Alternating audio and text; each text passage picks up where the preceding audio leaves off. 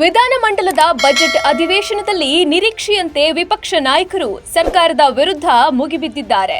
ಅಭಿವೃದ್ಧಿ ಕಾರ್ಯಗಳಲ್ಲಿ ಸರ್ಕಾರದ ವೈಫಲ್ಯ, ಭ್ರಷ್ಟಾಚಾರ ಸೇರಿದಂತೆ ಸಾಕಷ್ಟು ವಿಚಾರಗಳನ್ನು ಪ್ರಸ್ತಾಪಿಸಿ ಬಿಜೆಪಿ ನಾಯಕರು ಸರ್ಕಾರವನ್ನ ತರಾಟೆಗೆ ತೆಗೆದುಕೊಂಡಿದ್ದಾರೆ.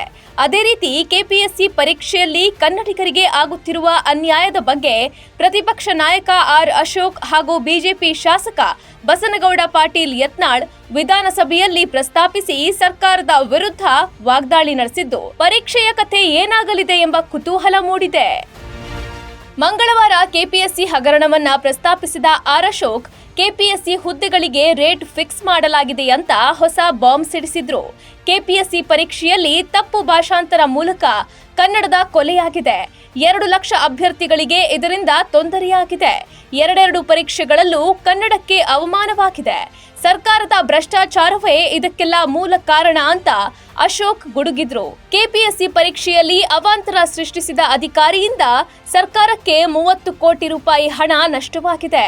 2.30 ಲಕ್ಷ ಅಭ್ಯರ್ಥಿಗಳಿಗೆ ಮತ್ತೆ ಪರೀಕ್ಷೆ ಬರೆಯಲು ಅವಕಾಶ ಕೊಡಬೇಕು ಅಂತ ಆಗ್ರಹಿಸಿದ್ರು. ಅಶೋಕ್ ಮಾತಿಗೆ ದನಿಗೂಡಿಸಿದ ಶಾಸಕ ಯತ್ನಾಳ್ ಕೂಡ ಸರ್ಕಾರದ ವಿರುದ್ಧ ಹರಿಹಾಯ್ದ್ರು.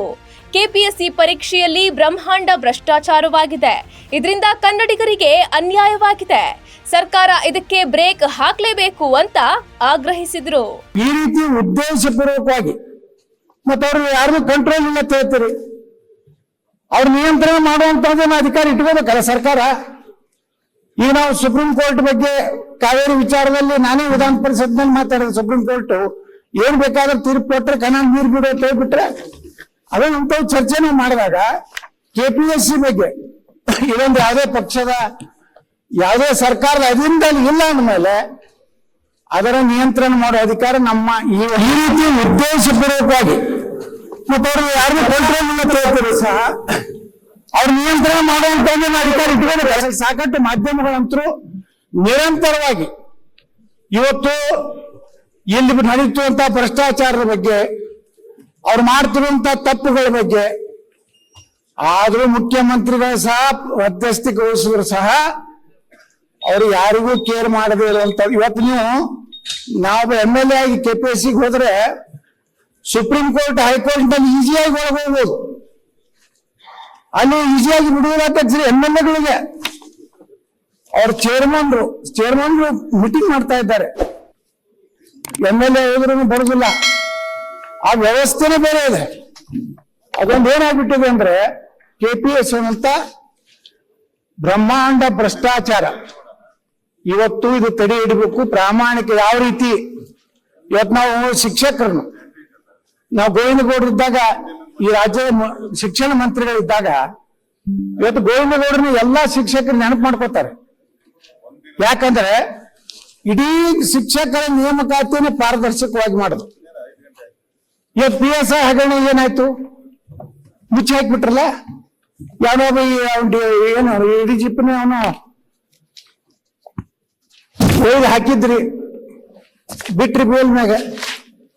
ಯಾರ್ಯಾರಾದ್ರೂ ಆರೋಪ ತಿಳಿದ್ರಿ ಎಲ್ಲಾನು ಬಿಟ್ಬಿಟ್ರಿ. ಅಂದ್ರೆ ಎಲ್ಲಿ ಕೋರ್ಟ್ಗೆ ನೀವು ಸರಿಯಾಗಿ ಸಮರ್ಪಕವಾಗಿ ನೀವು ದಾಖಲೆ ಕೊಡುದಿಲ್ಲ. ವ್ಯವಸ್ಥಿತವಾಗಿ ಅಲ್ಲಿ ನಮ್ಮ ಸರ್ಕಾರದ ಪರವಾಗಿ ವಾದ ಮಾಡೋರು ಸಹಿತ ಸರಿಯಾಗಿ ಮಾಡದೇ ಇರೋದ್ರಿಂದ ಅವ್ರ ಈಗ ಮತ್ತೆ ರಾಜಾರೋಷವಾಗಿ ಅಡ್ಡಾಡ್ತಾ ಇದ್ದಾರೆ. ಮತ್ತೆ ಅವ್ರು ನಮ್ಮ ಮಗಳು ಬಂದು ಫೋಟೋ ತಕ್ಕೋತಾ ಇದ್ದಾರೆ. ಈ ರೀತಿ ಅಧ್ಯಕ್ಷರೇ ಏನ್ ಮಾಡಿದ್ರು ಸಹ ಇವತ್ತು ನಾವೇನು ಇವತ್ತು ಕೆಪಿಎಸ್ಸಿಯ ಪರಿಸ್ಥಿತಿಯನ್ನು ನೋಡ್ತಾ ಇದ್ದೀವಿ. ಇದು ಯಾರಾದ್ರೂ ಕೇಳಬೇಕಲ್ಲ.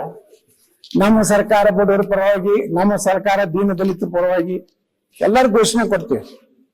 ಆದ್ರೆ ಅಲ್ಲಿ ನಡೀತಿರುವಂತ ಅವಾಂತರಗಳ ಬಗ್ಗೆ ಸದನದಲ್ಲಿ ನನಗನ್ನಿಸ್ತದೆ ಅಶೋಕ್ ಅವರು ಮೊದಲೇ ಸಲ ಕೆಪಿಎಸ್ಸಿ ಬಗ್ಗೆ ಚರ್ಚೆ ಆಗ್ತಿರ್ಬೇಕು. ಇನ್ನೊಂದು ಅವತ್ತಾಗಿಲ್ಲ. ಇನ್ನೊಂದು ದೊಡ್ಡ ಪ್ರಮಾಣ ಭ್ರಷ್ಟಾಚಾರ ಇದೆ. ಪೊಲ್ಯೂಷನ್ ಬೋರ್ಡ್ ಅಂತೇಳಿ ಅಲ್ಲಿನೂ ಇದೆ. ಏನು ನೇಮಕಾತಿಗಳು ಇವ್ರು ಏನ್ ಮಾಡ್ತಿರ್ಲ ನೀವು. ಹಿಂದೆನೂ ಆಯ್ತು, ಮುಂದೆನೂ ಆಯ್ತು. ಈಗ ಬಹಳಷ್ಟು ನಾನು ನಾಳೆ ಕೇಳಿಲ್ಲ. ಯಾಕಂದ್ರೆ ಬಹಳ ಅಶೋಕ್ ಅವರು ಬಹಳ ವಿಸ್ತಾರವಾಗಿ ಮಾತಾಡೋರು. ಯಾವ ರೀತಿ ರಾಷ್ಟ್ರಪತಿ ಅನ್ನೋ ಶಬ್ದವನ್ನ ಯಾವ ರೀತಿ ಕನ್ನಡದಲ್ಲಿ ಅದನ್ನ ಅಮೆರಿಕ ಅಧ್ಯಕ್ಷ ಬೇಕಾಗಿತ್ತು, ರಾಷ್ಟ್ರಪತಿ ಅಂತಾರೆ. ಅಂತ ಇಲ್ಲಿ ಯಾರು ತಿಳಿಯಿದ್ದವ್ರು ಕನ್ನಡ ಇದ್ದವ್ರು ಏನಾರು ಅದಾರೋ ಅಥವಾ ಎಲ್ಲಿ ಅವ್ರಿಗೆ ಏನು ಅರ್ಥ ಆಗಲ್ಲ ಗೊತ್ತ. ಅದು ಯಾವ ಕನ್ನಡ ಏನು ಅದನ್ನು ತಿಳಿಯಲ್ಲ. ನಮ್ಮ ಕನ್ನಡ ಅಂತರಲ್ಲ, ನಿಮ್ಮ ಶುದ್ಧವಾದಂತ ಸುಂದರವಾದಂತ ಕನ್ನಡನೂ ಇಲ್ಲ. ಇದು ಒಂದು ಕನ್ನಡ ಬೇರೆ ಇದೆ ಅಧ್ಯಕ್ಷರೇ. ದಕ್ಷಿಣ ಕನ್ನಡದ ಸುಂದರವಾದ ಕನ್ನಡನೂ ಇಲ್ಲ. ನಮ್ಮ ಉತ್ತರ ಕರ್ನಾಟಕದ ಒಂದ್ ರೀತಿ ಗಡಸು ಕನ್ನಡನೂ ಇಲ್ಲ. ಇದು ಗೂಗಲ್ ಕನ್ನಡ ಇದೆ. ಹಾ, ಇದು ಗೂಗಲ್ ಕೋಡ್ ಆಯ್ತು. ನಮ್ಮ ಕನ್ನಡ ಕರ್ನಾಟಕದಲ್ಲಿ ಗೂಗಲ್ ನೋಡಿದ್ರು ಟ್ರಾನ್ಸ್ಲೇಷನ್ ಮಾಡ್ತಾವ. ಇದು ಎಂತ ಹಡ ಬರ್ರಿ ನಾನು ಗೂಗಲ್ಗೆ ಯಾಕೆ ಹೋಗ್ತೀರಿ? ನಮಗ್ ಕೇಳಿ ಹೇಳ್ತೀರಿ ಯಾವ್ದು ಅನ್ಬೇಕು ಅನ್ನೋದು. ಹೌದು, ನೀವು ಕೊಟ್ಟು ಕಳಿಸ್ರಿ ಈ ಶಬ್ದಗಳಿಗೆ ಏನ್ ಅನ್ಬೇಕು ಅನ್ನೋದು ನಾವು ಮಾರ್ಕ್ ಮಾಡಿ ಕಳಿಸ್ತೀವಿ ನಾವು. ಅಂದ್ರೆ ಒಟ್ಟಾರೆ ಇದು ಉದ್ದೇಶಪೂರ್ವಕವಾಗಿ ಕನ್ನಡದ ಅಭ್ಯರ್ಥಿಗಳಿಗೆ ಕನ್ಫ್ಯೂಷನ್ ಆಗ್ಬೇಕು. ಕನ್ನಡದ ಮಕ್ಕಳಿಗೆ ನೇಮಕಾತಿ ಆಗೇಬಾರ್ದು. ಏನು ದೊಡ್ಡ ದೊಡ್ಡ ಕಾನ್ವೆಂಟ್ ಸ್ಕೂಲ್ ನಲ್ಲಿ ಕಲ್ತಂತ ದೊಡ್ಡ ದೊಡ್ಡ ಶ್ರೀಮಂತ ಮಕ್ಕಳು ಏನು ಇಂಗ್ಲಿಷ್ ಕಲ್ತಿರ್ತಾರೆ, ರಾಜಕಾರಣಿಗಳ ಮಕ್ಕಳಾಗ್ಲಿ ಅಧಿಕಾರಿಗಳ ಮಕ್ಕಳಾಗ್ಲಿ ಅವರಷ್ಟೇ ನೇಮಕಾತಿ ಆಗುವಂತ ವ್ಯವಸ್ಥಿತವಾದ ಸಂಖ್ಯೆ ಇದೆ. ಇದು ನಾನು ಪ್ರಾಮಾಣಿಕವಾಗಿ ಇದನ್ನ ತನಿಖೆ ಮಾಡಿಸಿ ಸಂಬಂಧಪಟ್ಟಂತ ಎಲ್ಲ ಅಲ್ಲೇನು ಎಕ್ಸಾಮಿನರ್ ಹಿಡಿದು ವ್ಯಾಲ್ಯೂಯೇಟರ್ ಏನಾದ್ರು ಎಲ್ಲಾರನ್ನು ತನಿಖೆ ಒಂದು ಸಿಬಿಐ ತನಿಖೆ ಮಾಡಿದವಳೆ ಮರು ಪರೀಕ್ಷೆ ಮತ್ತಿದೆ ತಪ್ಪು ಮಾಡ್ತಾರೆ. ಇವ್ರೇನಾದ್ರೆ ಇವ್ರು ಹೊರಗೆ ಹಾಕ್ಬೇಕು. ಇಂಥವ್ರನ್ನ ಏನೇನು ಅದಕ್ಕೆ ಬಿಟ್ಟಾರಲ್ರಿ ಅವ್ರು ಹೋಗುತ್ತಾನೆ ಸುಧಾರಣೆ. ಯಾಕಂದ್ರೆ ಅವ್ರು ಕೋಟ್ಯಾಧೀಶರಾಗ್ಬಿಟ್ಟಾರೆ, ಅವ್ರಿಗೆ ಯಾರಿಗೂ ಕೇರಿಲ್ಲ. ದುಡ್ಡು ಹೋಗೋದ್ರಾಯ್ತು, ಏನ್ ಬೇಕಾದಾಗ್ತಿತ್ತು ಅನ್ನುವಂತ ವ್ಯವಸ್ಥೆ ಬಂದ್ಬಿಟ್ಟಿದೆಯಲ್ಲ ಅಧ್ಯಕ್ಷರೇ. ಇದನ್ನ ಕಡಿವಾಣ ಹಾಕ್ಬೇಕಾದ್ರೆ ಇದು ವಿಶ್ವಾಸಾರ್ಹ ತನಿಖಾ ಸಂಸ್ಥೆಯಿಂದ ಪೂರ್ಣ ಪ್ರಮಾಣದಲ್ಲಿ ತನಿಖೆ ಆಗ್ಬೇಕು. ಅವ್ರಿಗೆ ಜೈಲಿಗೆ ಹೋಗ್ಬೇಕು. ನಮ್ PSI ಇದರಲ್ಲಿ ಏನು ನ್ಯಾಯ ನಾವು ಹೊಡ್ಕೊಂಡು ಮಾಧ್ಯಮದ ಕೇಳ್ತೀವಿ. ಕಡೆಗೆ ನನ್ನಾಗನ ನೋಟಿಸ್ ಕೊಡ್ಸಿದ್ರು, ನಿಮ್ಮಲ್ಲಿ ಏನು ಪ್ರೂಫ್ ಏನೇ ಕೇಳಿದ್ರಲ್ಲ ನಮ್ಮ HK ಪಾಟೀಲ್ ದಾಖಲೆ ಕೊಡ್ರಿ. ದಾಖಲೆ ಪತ್ರಿಕೆ ಬರ್ದಿದ್ರೆ ಪತ್ರಿಕೆಗಳನ್ನು ನಾವು ಆಧಾರ ಇಟ್ಕೊಂಡು ಮಾಧ್ಯಮದಲ್ಲಿ ಬಂದಿದ್ದನ್ನೇ ಇವತ್ತೇನೋ ನಮ್ಮ ವಿರೋಧ ಪಕ್ಷ ನಾಯಕರಿಗೆ ಎಲ್ಲ ದಾಖಲೆ ಸಿಗ್ತವೆ. ಸಮರ್ಥವಾಗಿ ಇವತ್ತು ವಿಧಾನಸಭೆ ಮಾಡಿದ್ರು. ಅದರ ನಂತರ ಎಲ್ಲಾ ಪಕ್ಷದವರು ಸಹಮತಿಗಳು. ಒಟ್ಟಾರೆ ಈ ಒಂದು ಹಗರಣ ಏನಾಗ್ತಾ ಇದೆ KPSCಯಲ್ಲಿ ಮರು ಪರೀಕ್ಷೆ ಮಾಡ್ಕೊತ 8 ವರ್ಷ ಮಾಡ್ಯಾರ. ನೀವು 8 ವರ್ಷ 10 ಅವ್ರ ಭವಿಷ್ಯ ಅಂದ್ರೆ ಬರೀ ಪೊಲೀಸ್ ನೇಮಕಾತಿಯಲ್ಲಿ ಸ್ವಲ್ಪ ವಯೋಮಿತಿ ಜಾಸ್ತಿ ಮಾಡೋದು ಮಾಡ್ಲಿಕ್ಕೆ ತಯಾರಿಲ್ಲ ಸರ್ಕಾರ.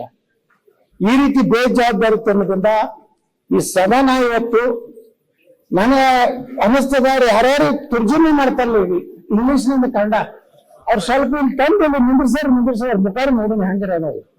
ಅವ್ರು ನಿಜವಾಗಿ ಕನ್ನಡಿಗರದಾರೋ ಅಥವಾ ಎಲ್ಲಿದ್ದಾರೆ? ಹಾ, ನಮ್ ಶಿವಲಿಂಗ ನೋಡ್ರಿ ಇಂಗ್ಲಿಷ್ ಅಧ್ಯಕ್ಷರೇ, ಇದನ್ನ ತನಿಖೆ ಆಗು. ತಾವು ನೀವೇ ನೇರವಾಗಿ ಪತ್ರ ಬರ್ತಿದ್ದೀರಿ. 59 ತಪ್ಪುಗಳನ್ನು ಮಾಡ್ಯಾರ್ತ ನೀವು ದೃಢೀಕರಿಸಿದ್ದೀರಿ ತಾವು. ಅಂದ್ರೂ ಸಹ 59 ಬಿಟ್ಟು ಎಷ್ಟು ನೆಕ್ಸ್ಟ್ ಇದಕ್ಕ 79. ಇನ್ನೊಮ್ಮೆ ನಮ್ಮ ಅಶೋಕ್ ಅವರು ಮರು ಮತ್ತೆ ಪರೀಕ್ಷೆ ಮಾಡ್ತಾರೆ, ಅದು 115 ಆಗ್ತಾವೆ. ಕಡಿಮೆ ಏನ್ ಮಾಡ್ಬೇಕು? ಈ ಪಾಯಿಂಟ್ಸ್ ಏನ್ ತನಿಖೆ ಮಾಡ್ಬೇಕು? ಅವ್ರನ್ನ ಮೊದಲು ಅನಾಮತ್ ಇಟ್ಟು ಅವ್ರನ್ನ ಮರು ಪರೀಕ್ಷೆ ಮಾಡ್ರಿ. 30 ಕೋಟಿ ಏನು ಸರ್ಕಾರದ ಹೊರೆಯಾಗಿದೆ ಅವ್ರನ್ನ ಅವ್ರ ಮೇಲೆ ವಸೂಲಿ ಮಾಡಿ.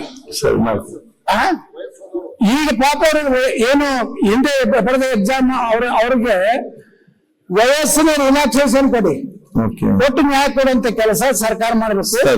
ಸುಮ್ಮನೆ ಇದೇನಂತಾರ ಇದನ್ನು ಏನೋ ಒಂದು ಉತ್ತರ ಕೊಡುವಂತದಲ್ಲ ಅಧ್ಯಕ್ಷರೇ. ದಯವಿಟ್ಟು ತಾವು ನಿರ್ದೇಶನ ಮಾಡ್ಬೇಕು ಸರ್ಕಾರಕ್ಕೆ. ಇದು ಸಂಪೂರ್ಣ ತನಿಖೆ ಆಗುತ್ತೆ ಅಂತ ನಾವು ವಿನಂತಿ ಮಾಡ್ತೀವಿ. ಲೇಟೆಸ್ಟ್ ಹಾಗೂ ಇಂಟ್ರೆಸ್ಟಿಂಗ್ ಸುದ್ದಿಗಳಿಗಾಗಿ ಬಾಸ್ ಟಿವಿ ಕನ್ನಡ ಚಾನೆಲ್ನ ಸಬ್ಸ್ಕ್ರೈಬ್ ಮಾಡಿ, ಹಾಗೆಯೇ ಬೆಲ್ ಐಕಾನ್ ಪ್ರೆಸ್ ಮಾಡಿ. ಇದರ ಜೊತೆಗೆ ಫೇಸ್ಬುಕ್, ಇನ್ಸ್ಟಾಗ್ರಾಮ್, ಎಕ್ಸ್ ನಲ್ಲೂ ಮಿಸ್ ಮಾಡದೆ ಫಾಲೋ ಮಾಡಿ.